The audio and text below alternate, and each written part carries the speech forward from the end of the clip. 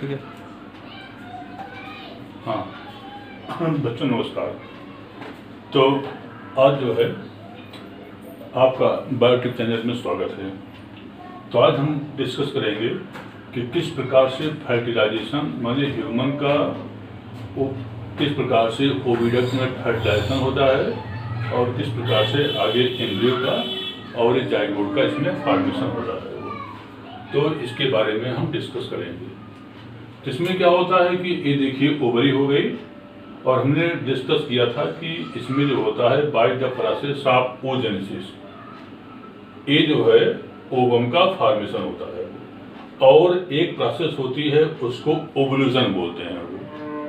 Ovulation द्वारा जो होता है माने जब ओवम बाहर आता है तो ये इनफंडिबुलम होता है। वो इनफंडिबुलम क्या करती है जो है ये इस ओवम को माने कैच कर लेती है। वो जब कैचअप कर लेती है तो इस केस में इसमें क्या होता है कि ये जो होती जब कैचअप कर लेती है वो, तो इस अवस्था में इसमें क्या होता है कि माने कि सेकेंडरी oocyte सेल और इसके ऊपर जोना पेलोसिडा और इसी जो होता है फर्स्ट पोलर बॉडी माने कि ये चिपकी हुई होती जो है वो अब होती है कि इस अवस्था में यह पहुंच जाता है इनफंडिबुलम में पहुंच जाता है वो। अच्छा, अब देखिए यहाँ पर कि इसके बाद क्या होता है कि आगे वाला जो पोर्शन होता है इसको एम्पुला बोलते हैं, क्योंकि यहाँ से यहाँ तक जो होती है इसको ओविडक्ट या फैलोपियन ट्यूब बोलते हैं। वो ओविडक्ट या इसको हम फैलोपियन ट्यूब बोलते हैं। वो अब आती है कि जब ओविडक्ट या फैलोपियन ट्यूब जो होता है इस दो भागों में बटी होती है। मेन जो है वो एक तो एम्पुला होता है, नीचे वाला पोर्शन इनफंडिबुलम, एक एम्पुला होता है। एम्पुला जो होता है टू थर्ड भाग कवर करता है और थोड़ा मोटा होता है ये, और पीछे वाला पोर्शन जो होता है इस्मस होता है। तो इसी एम्पुला पोर्शन पर ही जो होता है वो फर्टिलाइजेशन प्रोसेस जो होती है इसमें पूरी होती है। वो तो फर्टिलाइजेशन में जैसा कि जिस समय फीमेल और मेल का कॉपुलेशन होता है तो उस समय क्या होता है कि लगभग जो होती हैं 30 से 40 करोड़ जो होता है इस स्पर्म जो होता है वो इंटर करते हैं। वो अब आती है कि जब स्पर्म इंटर करते हैं तो स्पर्म जो होता है उसमें से 60% जो है वो 60% जो है वो वह मतलब कि उसमें नॉर्मल माने जो 60% स्पर्म होते हैं वो स्पर्म जो है वह नॉर्मल शेप वाले होने चाहिए और उसमें से 40% स्पर्म जो है वो माने कि अत्यधिक मोटाइल वाले होने चाहिए जो है। अच्छा, इसके बाद जब स्पर्म यहाँ आगे पहुँचता है जिसके बाद आगे पहुँच करके ये यहाँ से हाईली मोटाइल होता है 40%, जो कि एक ओवम को तलाश करता है। लेकिन अब आती है कि ओवम जो होता है जब एम्पुला आगे पहुंचती है तो यहाँ पर एम्पुला में जो नीचे वाले मसल्स होती हैं इसीलिएटेड होती जो है वो, और ये क्या काम करती हैं इस ओवम को आगे खिसकाने काम करती हैं। तो ये जो है जो ओवम माने जो उस साइड सेल होती हैं ये हाइप्लॉइड होता है, माने हाइप्लॉइड होती जो है वो। अब आती है कि इसी में क्या होता है ये देखिए जो हाइप्लॉइड होती है इसी में फर्स्ट पोलर बॉडी होता है। इसके बाद क्या होता है इसमें देखिए सेल मेम्ब्रेन है वो, फिर इसके बाद जोना पेलोसिडा होता है। जोना पेलोसिडा के बाद फिर आउटर जो होती है फिर कोरोनरी डेटा होता है वो। तो ये स्ट्रक्चर जो है वो ए सेकेंडरी उस साइड का है ये, इसी से फर्स्ट पोलर बॉडी जो होती है वो चिपकी होती है वो। अब आती है कि जिस समय ये सेकेंडरी oocyte जो सेल होती है जब यहाँ पहुँच जाती है वो, तो स्पर्म जो होता है एक्सियोस में जो यंग माने कि जो ओवम होती है वह सदैव जो है वो 22+ नॉर्मली केस में जो होता है 22+ XY वाली होती है वो, क्योंकि जिस समय गैमेटोजेनेसिस होता है तो मियासिस द्वारा हाफ नंबर ऑफ क्रोमोसोम जो होता है फ्रॉम द मतलब कि पेरेंट से इसमें पहुंचते हैं वो।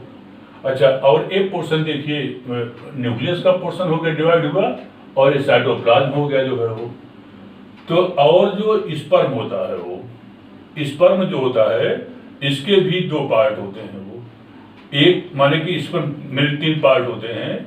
एक तो हमने बच्चा जिक्र किया था कि एक तो इसका जो होता है ये हेड पोर्शन हो गया, ये हेड पोर्शन हो गया, और इसका ये नेक पोर्शन हो गया, और इसका ये पोर्शन जो होता है इसको टेल पोर्शन बोलते हैं।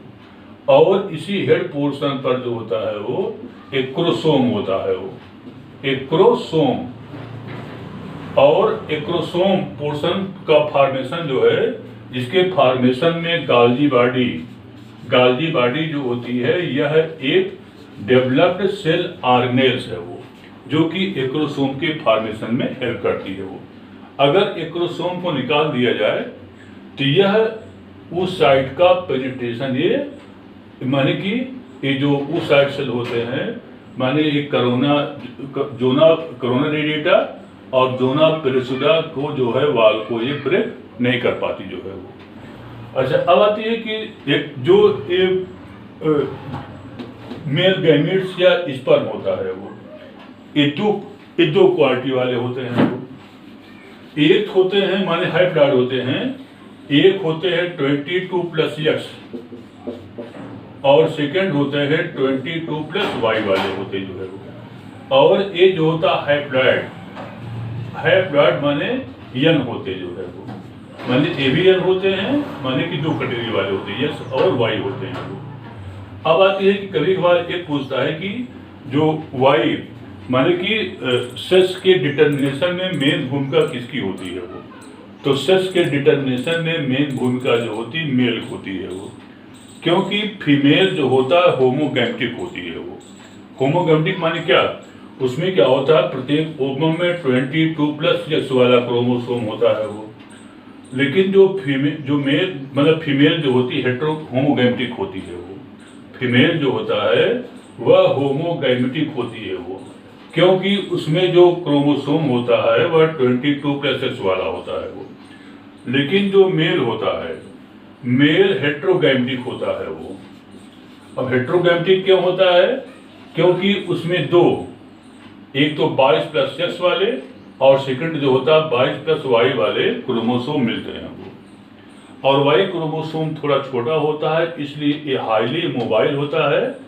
और इसीलिए जो होता है समाज में लड़कियों की अपेक्षा जो मेल की संख्या थोड़ी सी ज़्यादा होती है, माने वह होता है, जैसे मान लीजिए कि अगर 100 फीमेल है वो, तो 103 से लेकर के 105 तक मेल होते हैं वो, क्योंकि Y क्रोमोसोम छोटा होने के कारण जो होता है यह हाईली थोड़ा सा मोबाइल होता है जो है वो।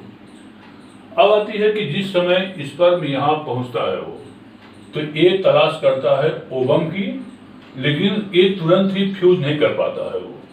तो फ्यूजन होने के पहले जो है ये अपने को ये तैयार करता है वो। और इस तैयार करने माने कि परिपक्वता लाने के कंडीशन को, इसको हम बोलते हैं कैपेसिटेशन बोलते हैं वो।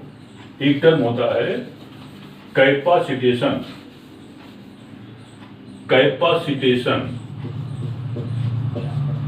कैपेसिटेशन टर्म होता है जो है। तो कैपेसिटेशन वह होता है जिसको कि स्पर्म जो होता है, जिस समय एक फीमेल गैमीट्स माने कि सेकेंडरी ओसाइट सेल है, माने इससे फ्यूजन के लिए वो तैयार हो जाए जो है वो, तो उसको हम कैपेसिटेशन बोलते हैं वो। और यह जो टाइम होता है वह 7 आवर्स माने कि 7 घंटे होता है वो। इस केस में क्या होता है कि यह जो मेल गैमीट होता है इसमें एक्रोसिन माने क्या मतलब कि फॉर्मेशन ऑफ एक्रोसिन, इसके अलावा जो होता है माने इसमें कुछ चेंजिंग आते जो है वो। अब आती है कि इसके बाद क्या होता है कि ये स्पर्म जो होते हैं बहुत सारे आकर के इससे क्या होता है कोरोना रेडिएटा, देखिए ये पोर्शन कोरोना रेडिएटा होता है, और उसके ठीक नीचे जो होता है जोना पेलिसिडा पोर्शन होता है वो। और जोना पेलिसिडा जो होती है वह ग्लाइकोप्रोटीन से ये बनी होती है वो। अब आती है कि जब स्पर्म इसके कांटेक्ट में आता है वो, तो कोरोना रेडियोटा को ये भेजता है वो। अच्छा, उस केस में क्या होता है कि जब भेजता है ये, तो उस केस में स्पर्म का, जैसे मान लीजिए कि जब भेजने वाली प्रोसेस होती है तो इसी एक्रोसोम से एक विशेष प्रकार का पदार्थ, और उसको बोलते हैं एक्रोसिन बोलते हैं वो। एक्रोसिन एक पदार्थ होता है जो कि इस कोरोना माने जोना पेनिसुला को पेनिट्रेट करने में हेल्प करता है वो। इसके बाद क्या होता है, इसमें दो प्रकार माने एक खुबड़ा सा न्यूक्लियस होता है स्पर्म में, और इसके ठीक नीचे जो होता है एक सेंट्रियोल होता है वो, इसको बोलते हैं प्रॉक्सिमल सेंट्रियोल, प्रॉक्सिमल सेंट्रियोल बोलते हैं वो। और सेकंड होता है यहाँ नेक पोर्शन पर, और उसको बोलते हैं डिस्टल सेंट्रियोल बोलते हैं वो, डिस्टल सेंट्रियोल कहा जाता है वो। और यहाँ पर बहुत सारे माइटोकॉन्ड्रिया होते हैं, क्योंकि माइटोकॉन्ड्रिया जो होता है यह इसको पावर हाउस माने एनर्जी माने ऊर्जा देने का काम करता है वो। अब आती है कि जिस समय एक पेनिट्रेशन यहाँ करता है तो होता क्या चीज है कि ए प्रॉक्सिमल जो सेंट्रियोल होते हैं, ए भी और न्यूक्लियस भी जो होता है इसके अंदर माने पहुंच जाता है वो। और इसके बाद जो होता है माइटोकॉन्ड्रिया और बाकी डिस्टल सेंट्रियोल क्या करेगा, इसको माने कि इसको एक्टिव करने का काम करता है स्पर्म को जो है वो। इसके बाद नेक्स्ट क्या होता है कि जो जिस समय एक न्यूक्लियस माने मेल का न्यूक्लियस स्पर्म का न्यूक्लियस पहुंचता है वो, तब एक न्यूक्लियस होता है वो। तो एक न्यूक्लियस और स्पर्म न्यूक्लियस जो होती है थोड़ा बड़े आकार की हो जाती है वो। तो एक न्यूक्लियस देखिए बड़े आकार की और प्रोन बड़े होती है, और इस कंडीशन को इसको बोलते हैं एक प्रोन न्यूक्लियस, और स्पर्म वाले बोलते हैं स्पर्म प्रोन न्यूक्लियस कहलाती है वो। इसके बाद क्या होता है कि दोनों एक न्यूक्लियस और प्रोन न्यूक्लियस दोनों फ्यूज कर जाते हैं वो, और फ्यूज करके एक जाइगोट का फॉर्मेशन करते हैं वो। इसके बाद इसी से जो होता है फिर क्या होते हैं सेकेंड पोलर बॉडी बन जाती है वो। फिर क्या होता है कि जाइगोट जो होता है लगभग 1 घंटे रेस्ट करने के बाद फिर इसमें एक अवस्था आती है, उसको क्लीवेज बोलते हैं। लेकिन एक इसमें और आती है कि जाइगोट जो होता है सीलिएटेड मसल द्वारा जो होता है ये थोड़ा सा और आगे खिसक जाता है, माने यहाँ पहुंच जाता है वो। तब एक अवस्था आती है, उसको क्लीवेज बोलते हैं वो।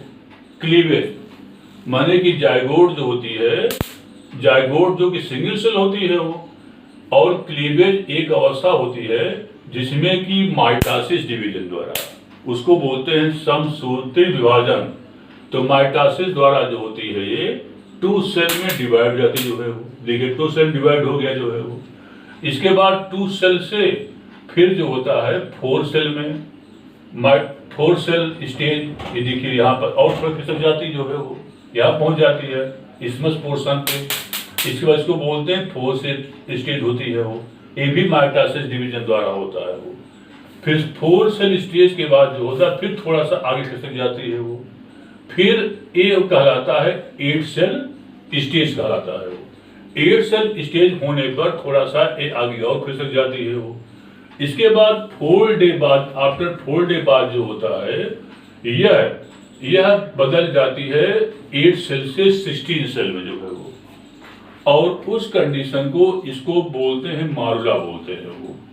मारुला माने कि 8 सेल से फिर by the process of mitosis division करेगा, और यह it is convert into the morula, morula में बदल जाता है वो, और खिसकते खिसकते फिर पहुंच जाता है यूट्रस में।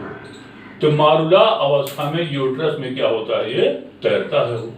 फिर क्या होता है कि एक न्यू, और इस अवस्था में जो जब एक जाइगोट, एक सेल में जो जाइगोट बनता है, तो जाइगोट की जो लेंथ होती है वो, बड़े इंपॉर्टेंट पॉइंट छूट रहा है, जो जाइगोट की लेंथ होती है माने डायमीटर होती है, वह 0.1 मिलीमीटर इसका डायमीटर होता है वो।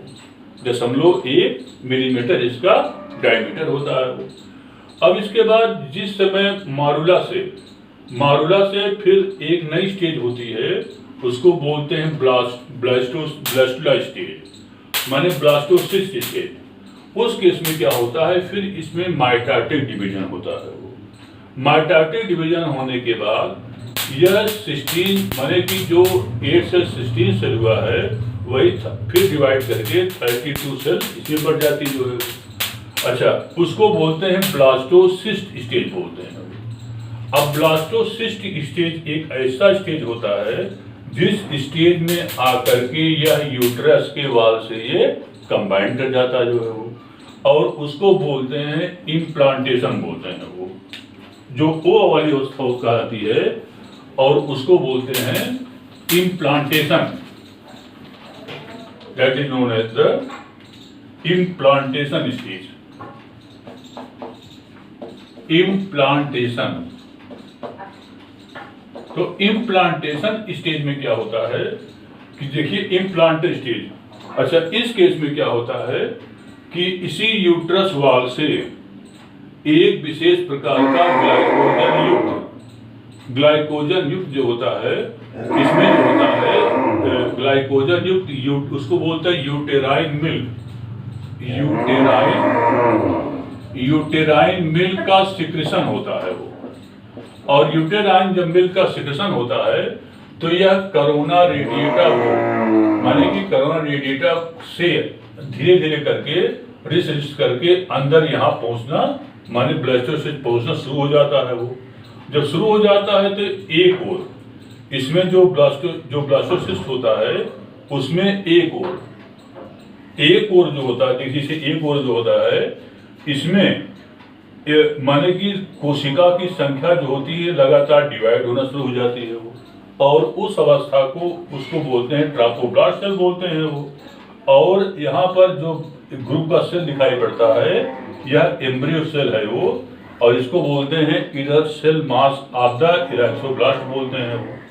इसके बाद जैसे जैसे यूटेराइन मिल्क अंदर आता रहता है वैसे वैसे क्या होता है, एक यहाँ पर कैविटी बन जाती है वो, और इस कैविटी में जो होता है यह पदार्थ का स्रावित भाग और यह ग्लाइकोजन युक्त होता है, और इसको बोलते हैं और ये जो जिसमें भरा हुआ होता है सबस्टेंस उसको बोलते हैं ब्लास्टोसील कैविटी बोलते हैं। इसके बाद क्या होता है कि इस रूप में जो होता है यहाँ पर इम्प्लांटेड हो जाता है वो, इम्प्लांटेशन हो जाता है वो। इसके बाद इसमें क्या होता है कि देन आफ्टर धीरे धीरे करके कि क्या होता है कि ए पोर्शन जैसे जैसे इसमें सेल डिवाइड होता रहता है वैसे वैसे कुछ कंडीशन ए टाइप बन जाती जो है। यहाँ पर देखिए इसको बोलते हैं यूटेराइन म्यूकोसा,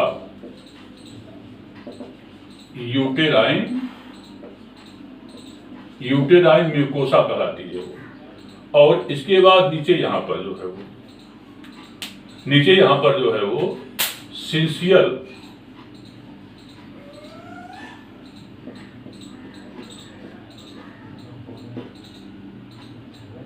इस टाइप से कुछ जो है वो ऐसे इस टाइप से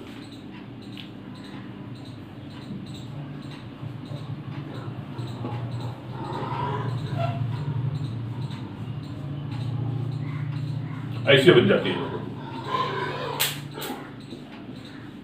ये पोर्शन जो है। तो ये जो पोर्शन होता है इसको बोलते हैं यूटेराइन म्यूकोसा पोर्शन, और जो ए पोर्शन होता है वो ए पोर्शन इसको बोलते हैं यूटेराइन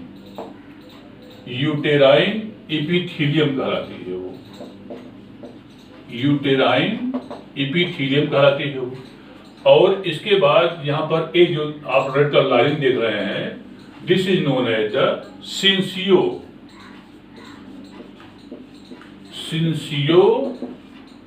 ट्रॉफोब्लास्ट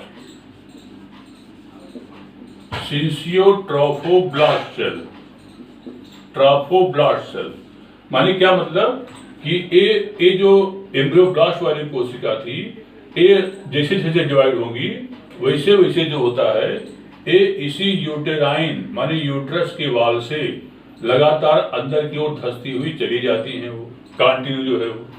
इसके बाद यहाँ पर ए पोर्शन, यहाँ पर ए जो पोर्शन दिखाई पड़ रहा है, ए पोर्शन जो है वो सिंसियोट्रायोब्लास्ट, और ए जो पोर्शन होता है इसको बोलते हैं एम्ब्रियोब्लास्ट कहलाती हैं वो, इसको बोलते हैं एम्ब्रियोब्लास्ट कहलाती है, एम्ब्रियोब्लास्ट। और ये जो पोर्शन होता है इसको बोलते हैं ट्रोफोब्लास्ट कहलाती हैं वो, ट्रोफोब्लास्ट। इसके बाद क्या होता है कि यहाँ पर जैसे जैसे ए पोर्शन अंदर धंसा जाता है, वैसे ही ए पोर्शन जैसे एम्ब्रियोब्लास्ट होता है, ये पूरा माने सिंसियोट्रोफोब्लास्ट जो होता है धीरे धीरे करके पहले इतना हुआ, फिर इतना हुआ, फिर इतना हुआ, फिर इतना हुआ, और अंत में क्या करता है कि इस एम्ब्रियोब्लास्ट को पूरा धीरे धीरे क्या करता है, कुछ देर बाद ये पूरा ये कवर कर लेता है।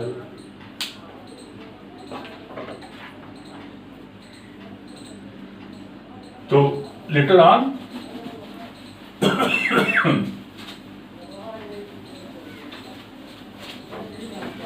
8 दिन बाद वाली अवस्था है ये, 8 डेज बाद वाली। तो इसमें बाद क्या होता है, देन आफ्टर ये जो सिंसियोब्लास्ट, जैसे मान लीजिए कि यूटेराइन वॉल हो गया, और इसके बाद क्या होता है कि ये जो सिंसियोट्रोफोब्लास्ट सेल होती हैं वो धीरे धीरे करके पहले थोड़ा होता है, फिर होता है, और फाइनली अंत में जो होती हैं पूरा एम्ब्रियोब्लास्ट को जो होती हैं वो ये पूरा ऐसे कवर कर लेती हैं, और जगह जगह पर ऐसे जो है वो ऐसे जगह जगह पर जो होता है वो कुछ लैकुनी बन जाती जो है वो, और यहाँ पर एम्ब्रियोब्लास्ट कहलाएगा जो है वो एम्ब्रियोब्लास्ट, और इसको बोलते हैं सिंसियोब्लास्ट लैकुनी कहलाती हैं वो। यूट्रस वाल हो गया, और एक कहलाता है लैकुनी कहलाता है जो है वो। और यहाँ पर जो नीचे होती हैं ए पोर्शन जो है ये ए पोर्शन, इसको बोलते हैं ट्रोफोब्लास्ट सेल बोलते हैं वो, ट्रोफोब्लास्ट सेल कहलाती हैं वो। और ए पोर्शन जो होता है ए पोर्शन, इसको बोलते हैं एम्ब्रियोब्लास्ट कहलाती जो है वो, एम्ब्रियोब्लास्ट कहलाती है वो। तो इस रूप में जो होता है ये पूरा यूट्रस के अंदर इतना पोर्शन पूरा जो होता है इंसर्ट कर जाता है, जो कि बाद में से प्लेसेंटा का फॉर्मेशन हो जाता है। तो बच्चों थैंक यू। टाइम से